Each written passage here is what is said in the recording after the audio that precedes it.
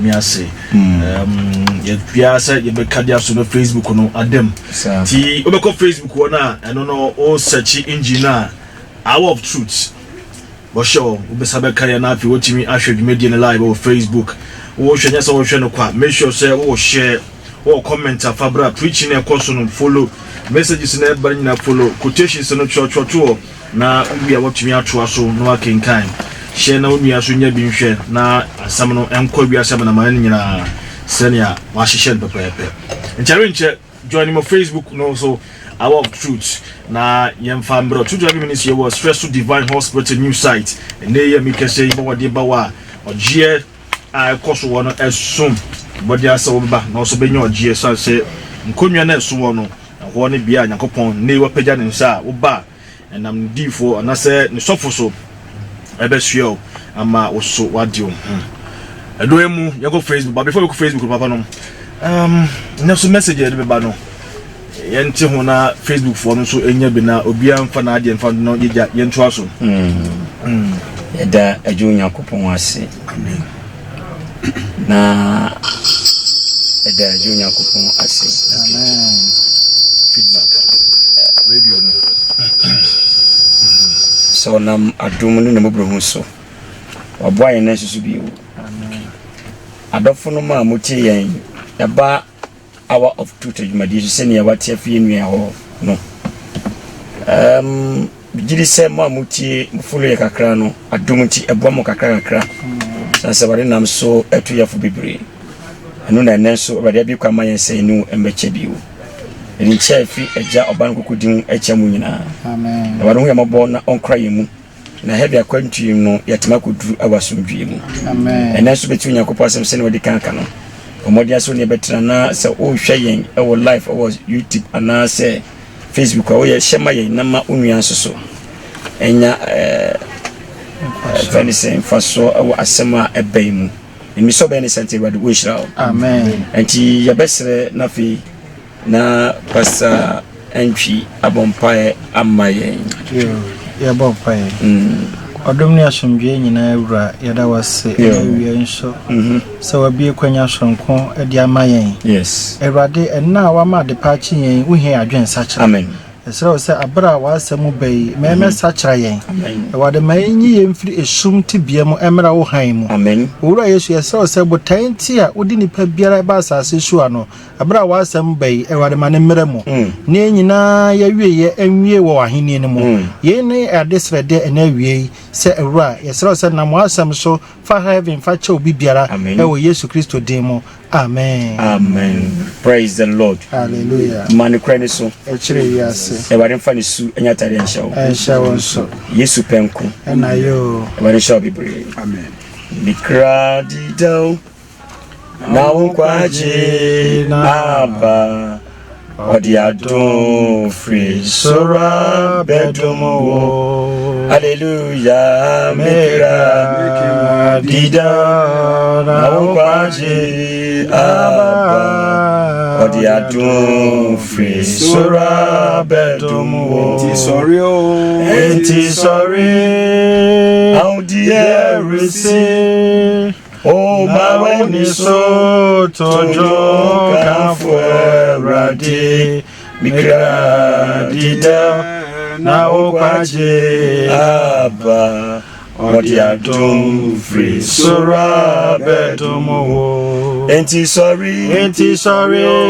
yeah receive oh my when so tojo kan fuerade mikra dida na okwaje aba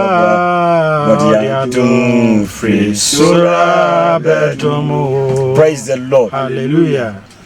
Ewrade edi adum efisoro abadum yina na adum na odi adum ye no odi bedum yekra amen yekra nti na Yesu bewuye enti na nyumtuni se mikra didawo efise onkwaje aba Yesu amase obeji aboa bia nkwa nim obeji ni pakra nkwa se Yesu ba se obeji ni pakra nkwa dia enya wukra hia Ewrade pa amen ukra hia Ewrade pa fi se enu nti na Yesu sane fi suru bai se abama me kra nyankwa wo so kra nyankwa e ba do hu yamaboda amen enti ne asema brade person me no ye che eni say value your soul and keep watching over it. Value your soul and keep watching over it. Ma okra hu hia na sumboma na fineden na hyeso bo ho ban. Keep watching over it. Memma we be ento okra mu a ebegu okra ho fi.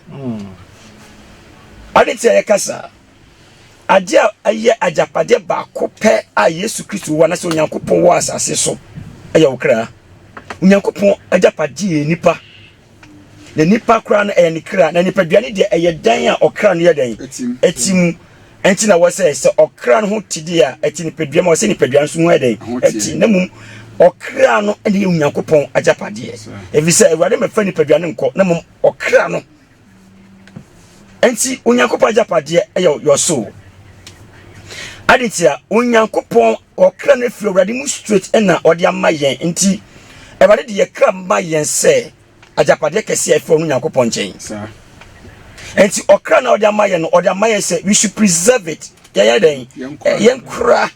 and keep it na ye preserve na keep ni say holy and pure if you say unyakopon wo ye holy and also pure enti adibia afi ni nchen abaye ho no we need to keep it holy and pure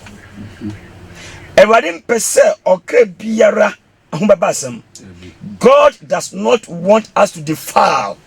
our soul. And I want person ye kra ayaba ho da obeba se wafra ye kra ko. Yesu beba ye kan nyina ni se. Yesu o mefa bibia se oba befa wo kra aname me kra. Na wode na kɔ ne nkyɛn bebe otie no. Esan se efiri ho ene bai. Ebusiafo everybody mpesa wo kra ho begu fi. Enti bone etimi ntina okra mu sase ewurade ama okra no kronkron. Ebusiafo, how are you keeping your soul and how do you value your soul? You have so many people omono okra no kro omo nwini ho na omo keeping holy.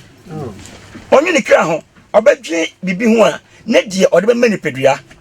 Na die obe keeping ni pedua. Ade chipe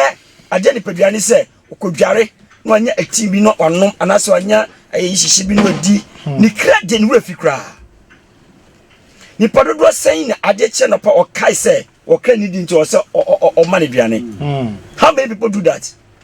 Nature say we have neglected our soul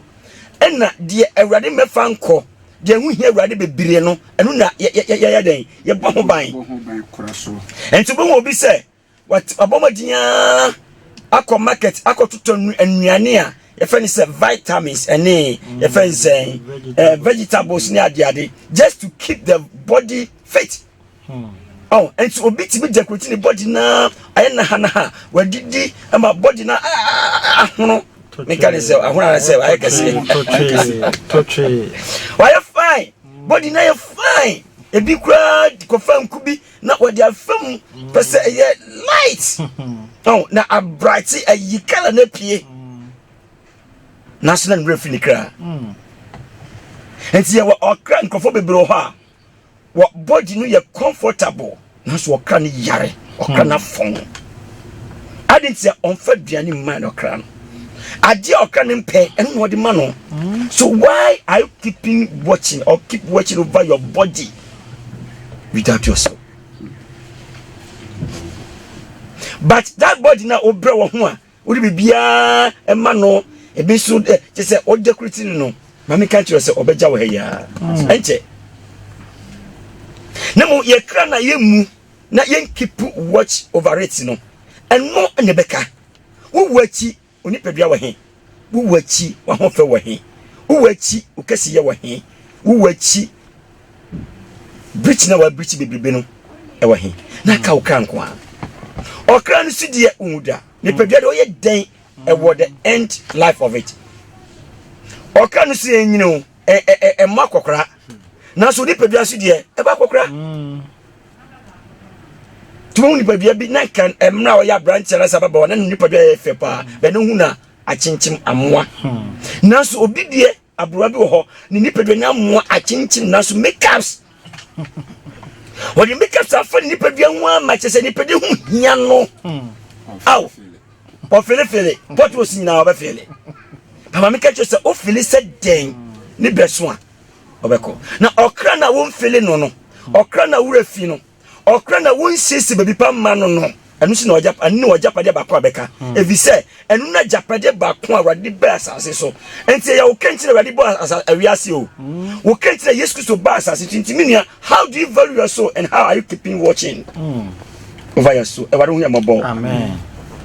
ni senti tie okra na efre awade na japade enti no adepe nyina God has deposited those things in your soul enti nipa kramu na ni nkwawo your last man is within your soul. Na do aba be jira asase so no okam na ani nipaduam. Enti obi abasase so within 5 years okọ. Obi so be 100 years ote ho.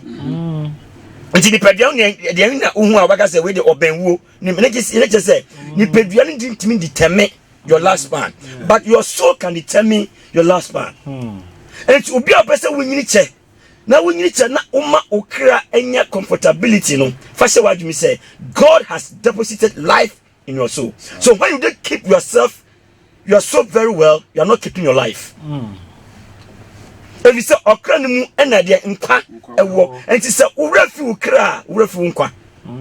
if you say onu na dankwa wo ma no okra na dankwa ya den wo homa no. So if you don't keep watching over your soul say obembody say boni emmo wa okamu a ene fashe wadumi say okabe hu amanda bi e ba do ya maboda power to me aye wonyina wo yokramu and those people who keep their soul very well, they have power. It is so obi ababo obi dua befo bi bekum obi sina manfo bi gidi no me le befo ntimi comment me kan sa and I said to me bi betima kum okra bi a do ye ni say odi kan fra okra no o just say wo we okra ni hwe so okra ni power na wrade di wu atrani mu no e ba fam a then you can be destroyed. Sa wan show kreye ama aduane a waso di ma okra eye onyame asem konkro ye ni onyankopon tumi a humoni bia betim do okra ayade bia ope na tie humoni o wiase nyina ompa oni padua wo ono so age na ni bre hu se ope okra fi se okra mu na ni pa bia wo o destiny o okra mu o blessings o okra mu your protection is in your okra mu your miracles se senchania ebededu abramu nya wakremu na wrade dia wura empo your talent is within the soul and your giftings na so hwe ni peduade ne wom ni peduade na o polish no na o baba no na o sre ho na o yichire na o di traze epim ho na o se wivon na o di eyelashes e made no na o enu ade ne wom life eni ni peduamu power any nipaduamu destiny any nipaduamu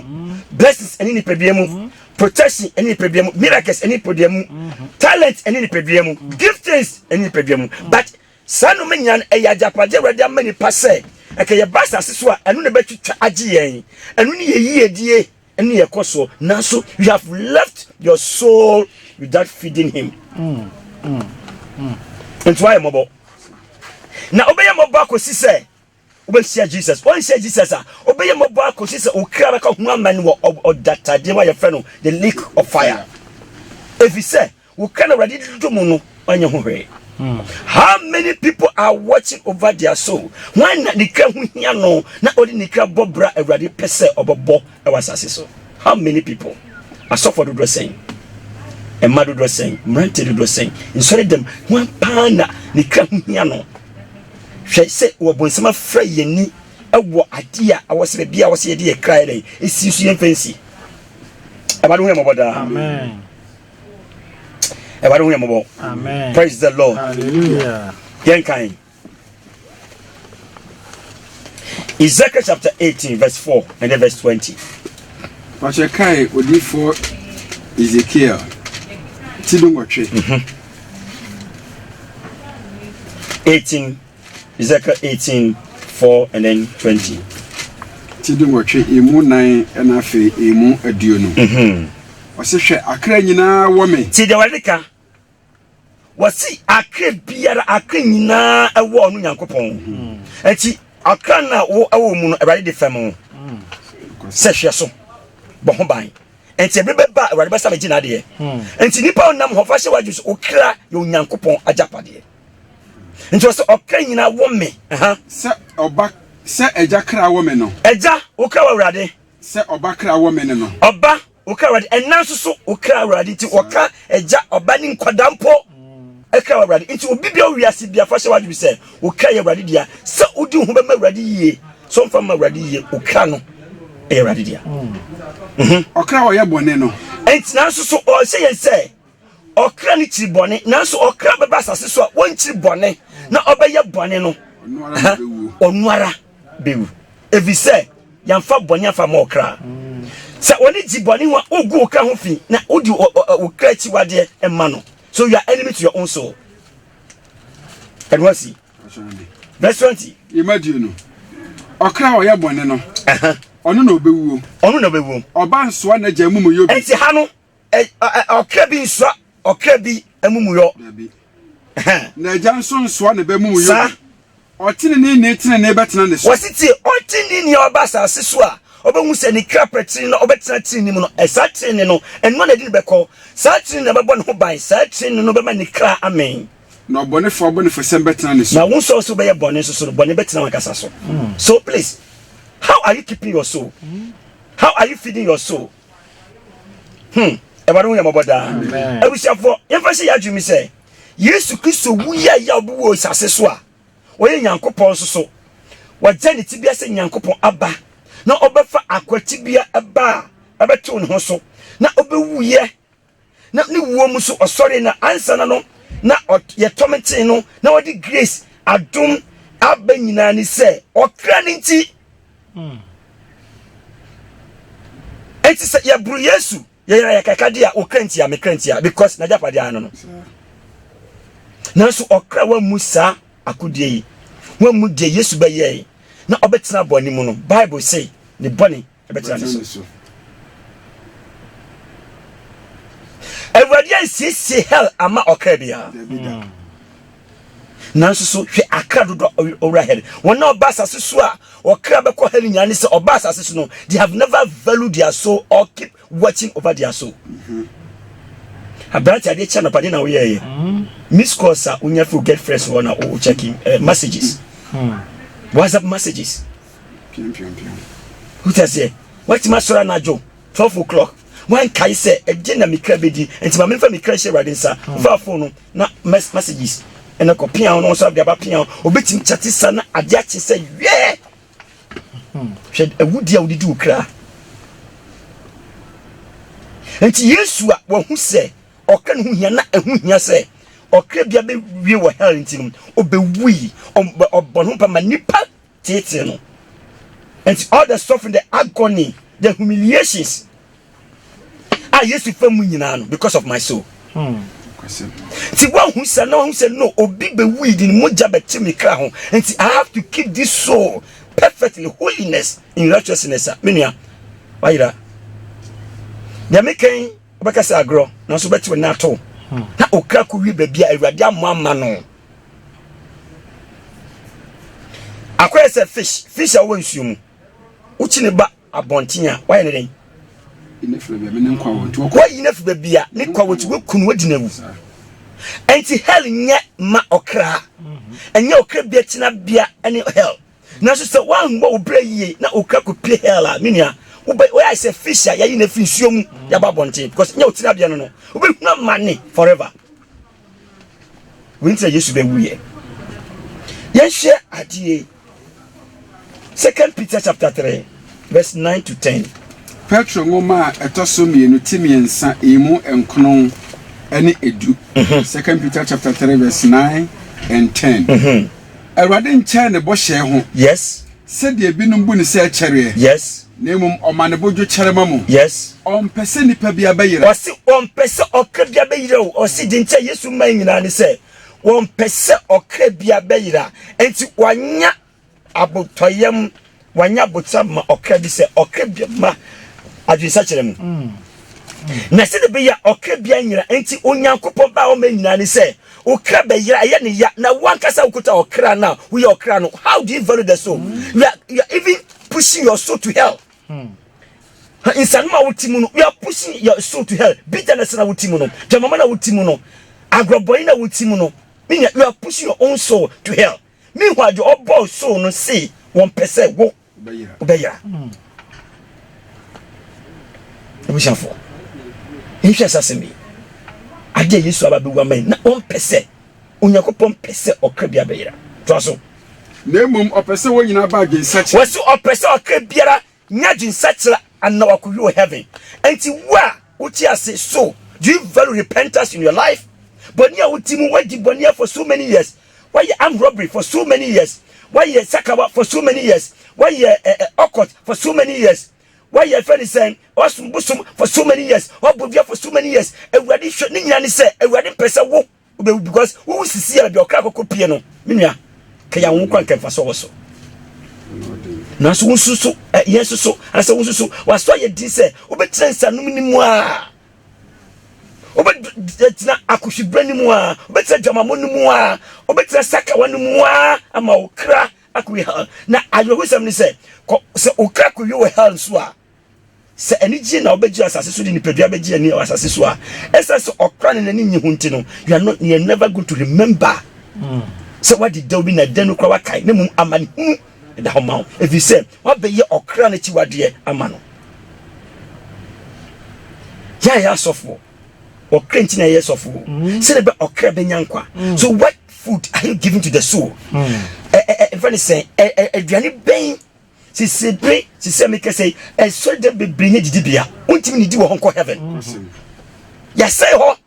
ye di bonia say ho ye wi asema say ho ye dress from say ho ye di friend say ade anya nyame asem entertainment say ho ye di ebrutuo ni nyoma eye okra na chi wade no ye di say nti didibia okra na bedi nti wonkofo bebra wo asore dam susu no okra ntimi ni di men efi say nsem na watia no ntimi ni wonkwa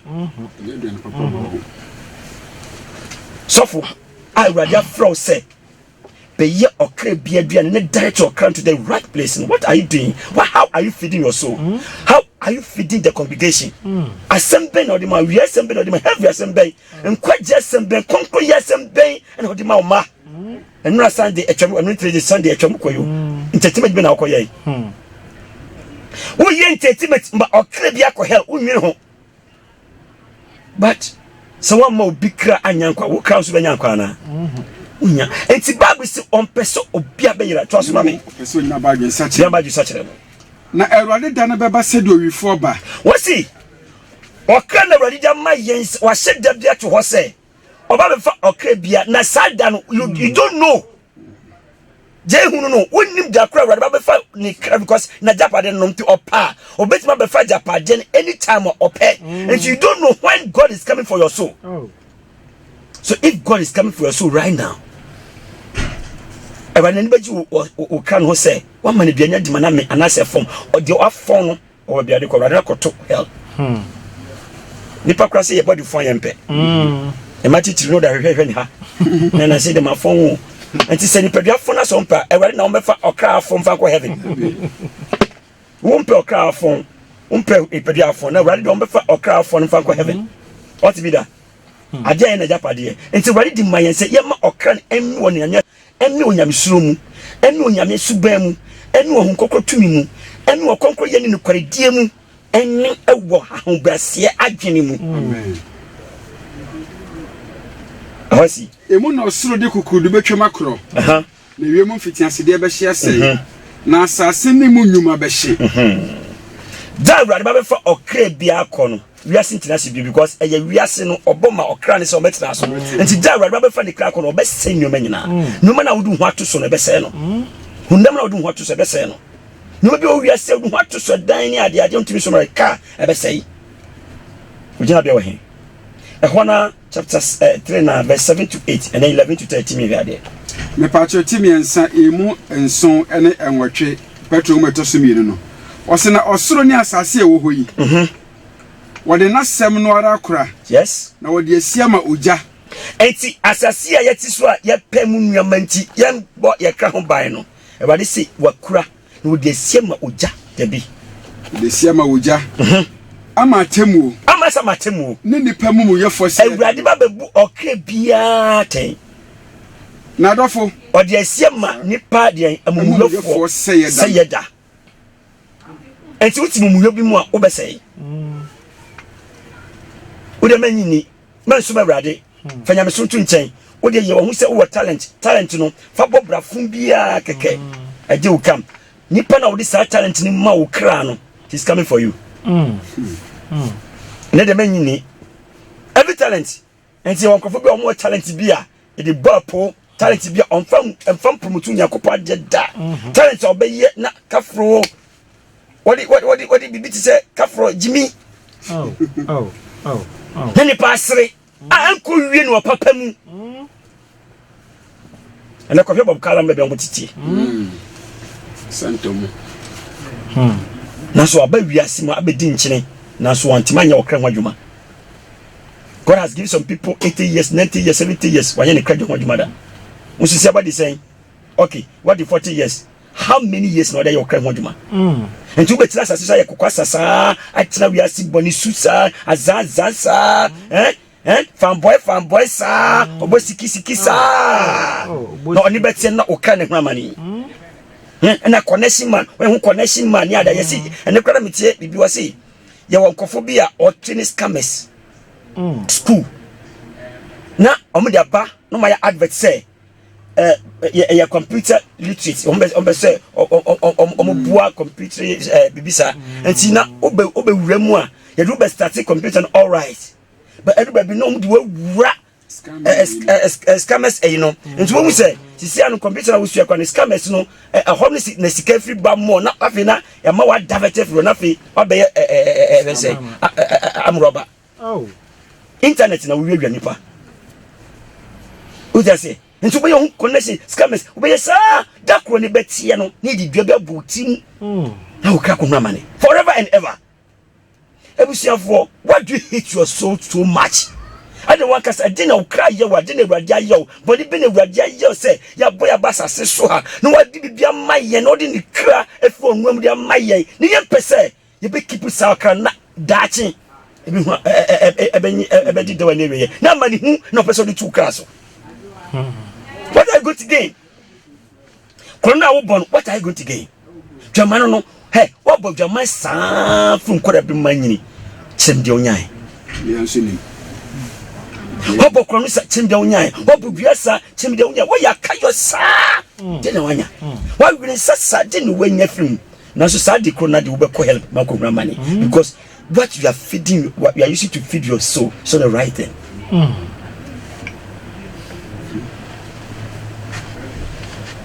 Would you come out with cream? Nyoma emwa.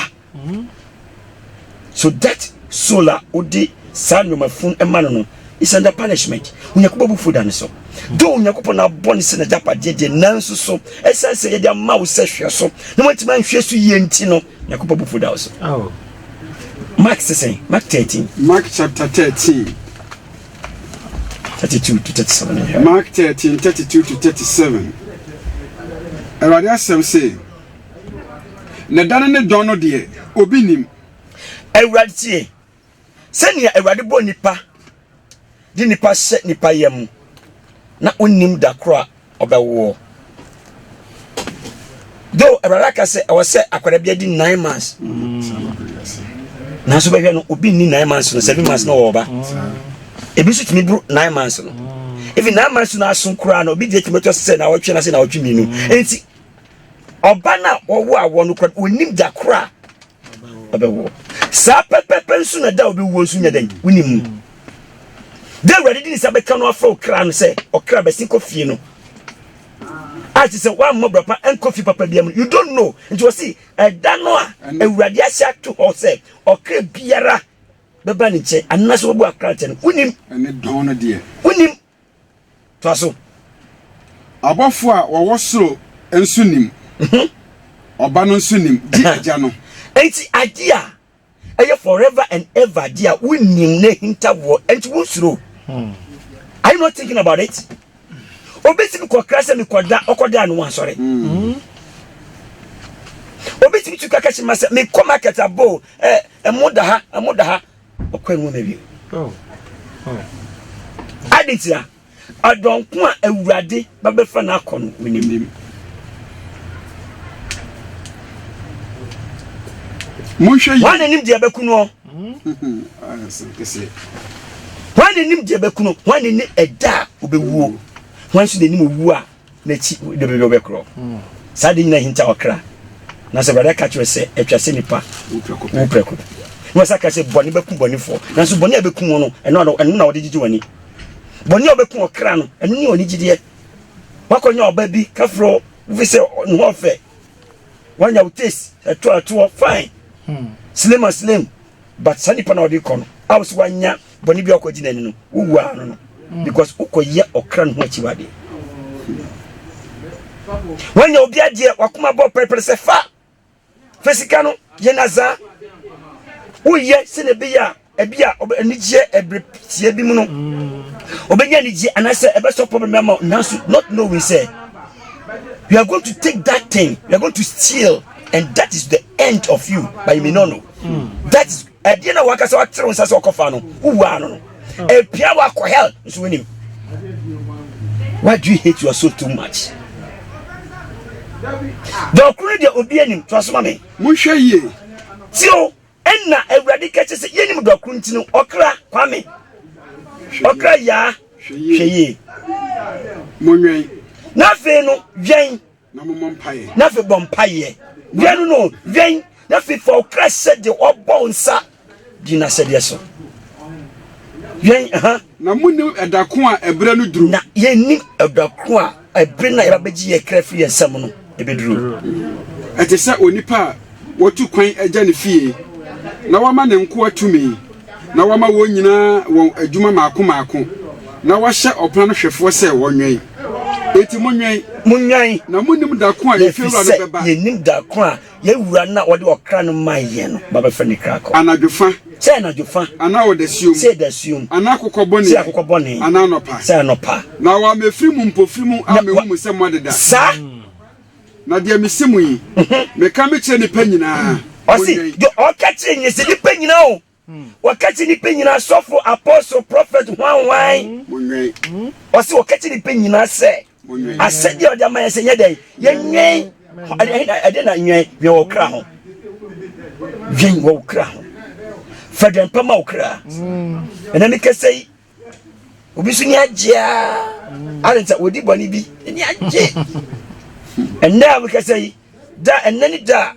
ni gebia wa pena acha no ahye ne bose ene de kame yo aka na ne mabesa ndi ni age okowu wo di poison be wura mu wo di poison be wura okra ne mu boni de ya poison if you say boni ne kim okra wana bakatu poison oh atele bia nipa sine sie ya de no ya menti ase nipa bia ni wo no de ya ba pa o wana betima kwatu poison say minum jise de ya say na adwe no beso kum no ho na nipa papa bempa na wakofa poison say me konom ne mawu nanso nipa pese okum ni kra I won't fa ho because bonia wutimu no okum kra okra ni poison na odi man no uta se bonia wutimu no e okra ni poison na odi man no nanso nipa duane de pese be poison no na okra ni de o pene se be poison no to okra be bro ya poison won ente wo be wu se bonia aya diswa amano Romans 6 Romans 13 wasi we nyina awurade ayi amayen verse 11 Romans 4:2 awurade ayi ahye e bonyina sere pe nyina nya okra ho na so ye hede wabeka Romans 4:2 emu do ba ko besi 2 na ye mom efrise ye nimbre no se don amufi na mu sore na nya adu na afa ye nkwaje aben a che bre da ne gidifo no yo anadwo akonanim adehia ben dodo etimoma yenyi sum nnwuma ngu yenyi esum nnwuma nyina ngu esum nnwuma nyina engu na yenhye han akode na yenhye han akode moma yenante fefefe se ye fata awia yes enya agobone sa ne nsabro mu enya de agobone ne nsabro sa no nyina ye okra na chiwade okra ne poison no enya dwamamo ne ahohwe mu yo enya woko yo ne time mu yo o ja se enti awurade pese ye yisa no nyina fi okra no 1 Thessalonians 5:1-11. Thessalonica fo ngoma edi kan tinu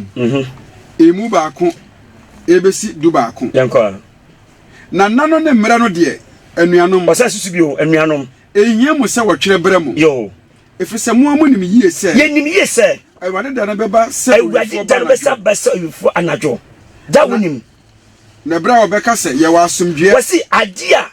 ebe ye hu ama okra bia nya notice ni sɛ bra wiase nyinaa ka sɛ yɛ wɔ asomdwe ene preacher be nyinaa yɛ asomdwe preaching o sɛ wo hwɛ evani sɛ no my cause wa peace council and I want to be peace, want to bring peace.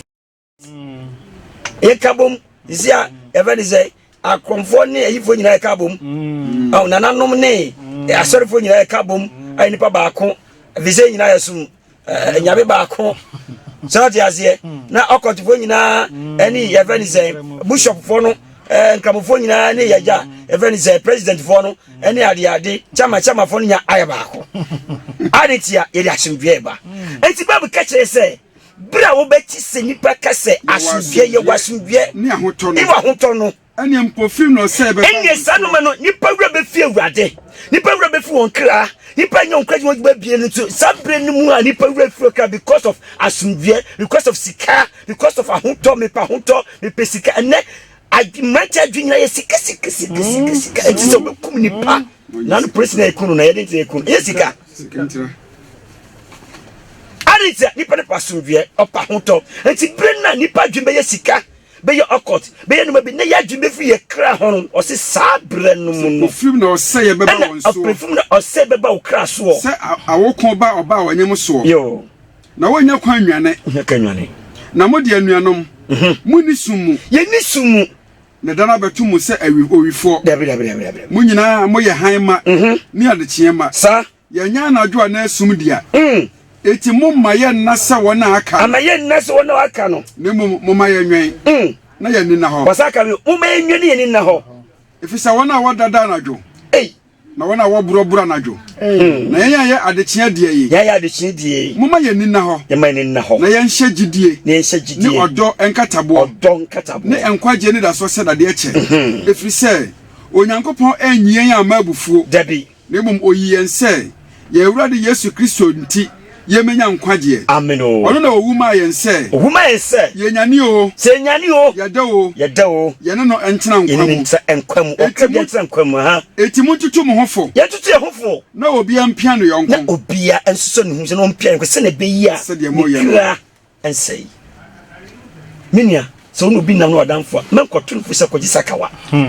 men kwotun fu se oge bie pio ha men kwotun fu se ko bokro no men kwotun fu se ko num nsa men kwotun fu se osisi atare titi a ba no ndi ade tira wonya bie men kwotun fu na mom no so ne nsa se be ni kra menyankwa that is love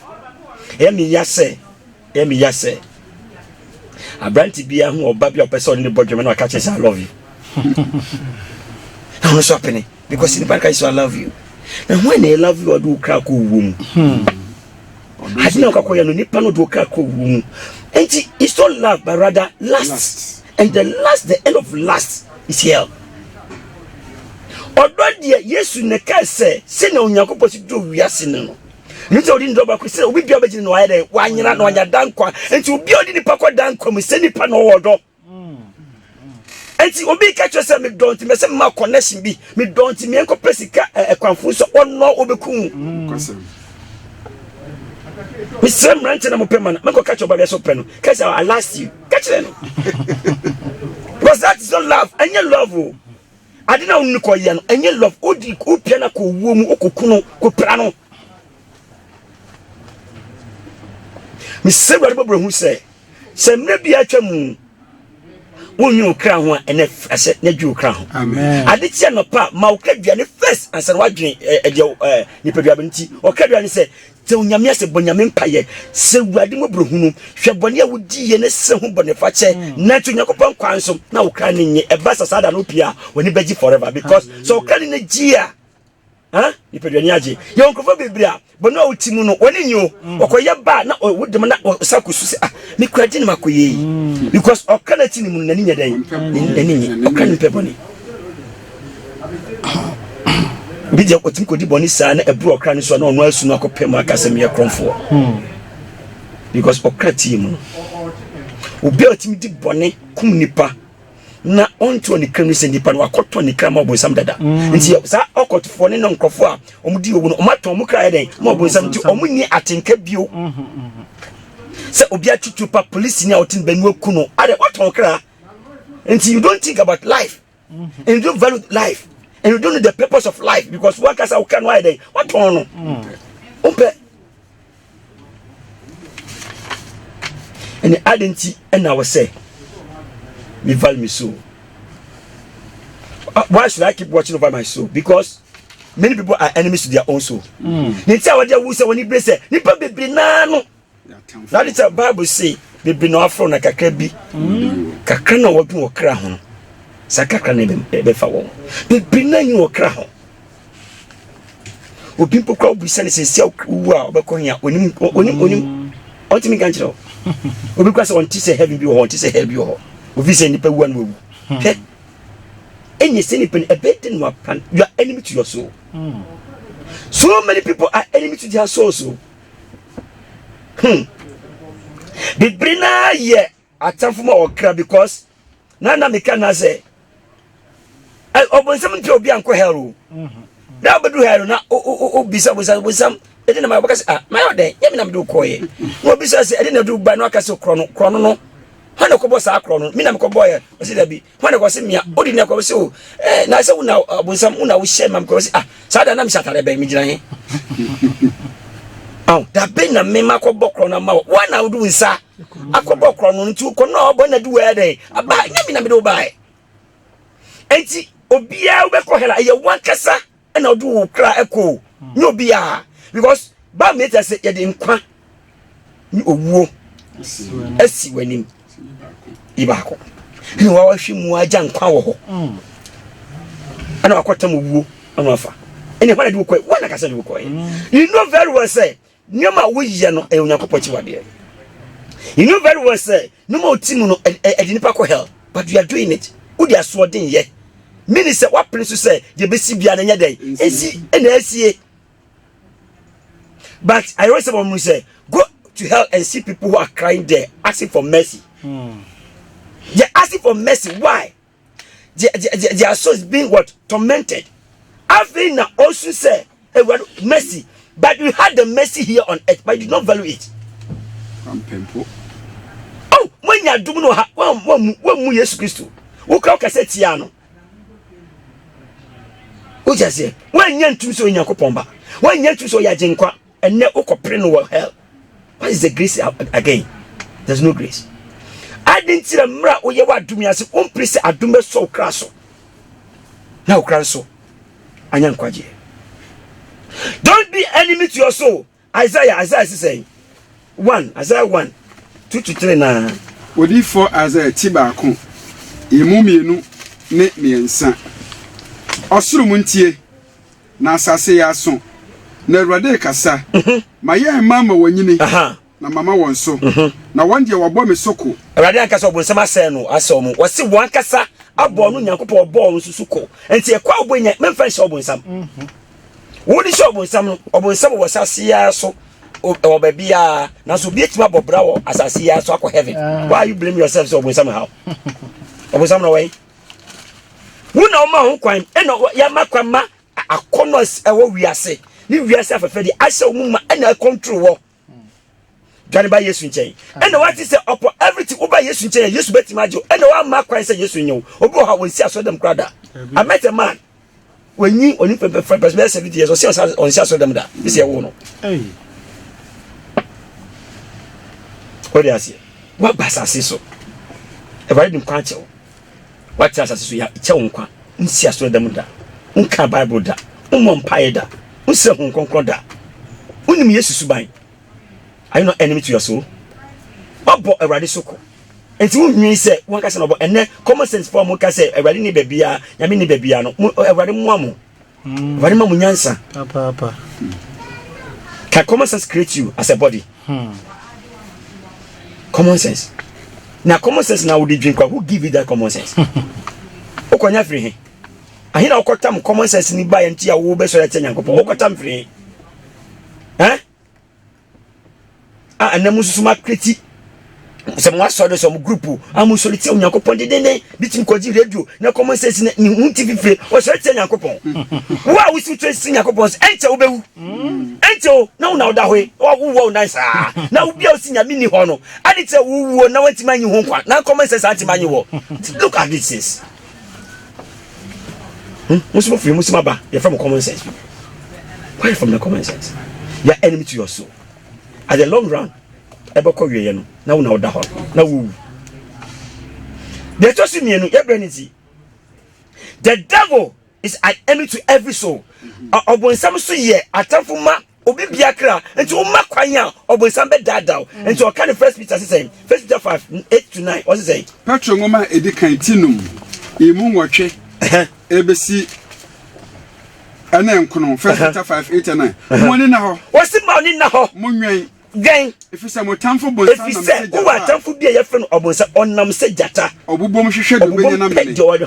ono na mo fa gidi anyina obinti ensi ne kwan efisa mo ni mu se amani hunu no ara amani hu ye fe ne hell no de atumo nuano mo wiase bebinti obi a wiase bia wo suma urade obi a wiase bia fo hu to urade se amani hu bi eda wo so na wo hu da obewuo no ebe yi ne hu adi a kire wo eberinti Revelation say 2:20-23 Yohane edisem timienu imaduonu ene ebesi aduonu miensa ebade asem se nanso me wo hu asem se wo ma oba Isabel ofe no ho odifo ne se ene aswode wo ho hwe apart from say Satan no ye say wo a fake churches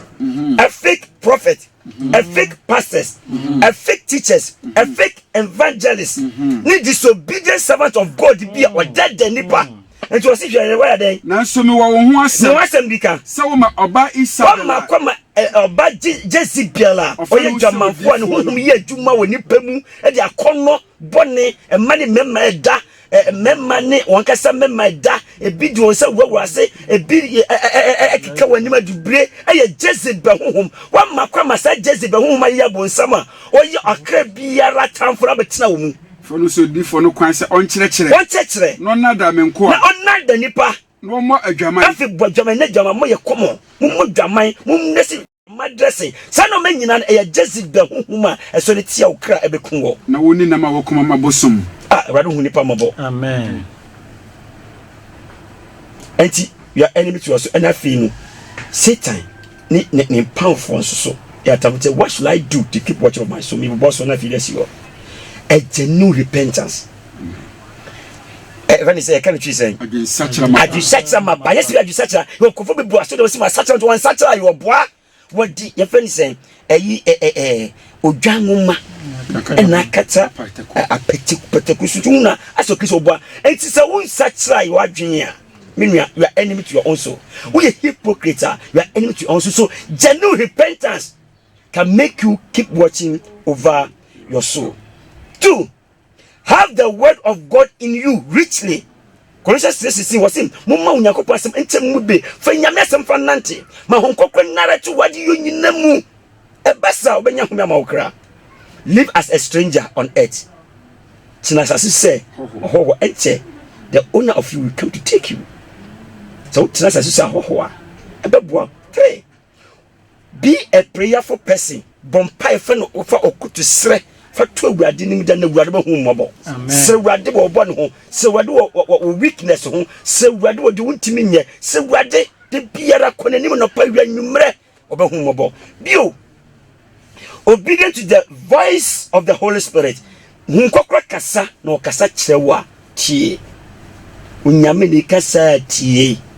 okasa tie the last one but not the least knowing the time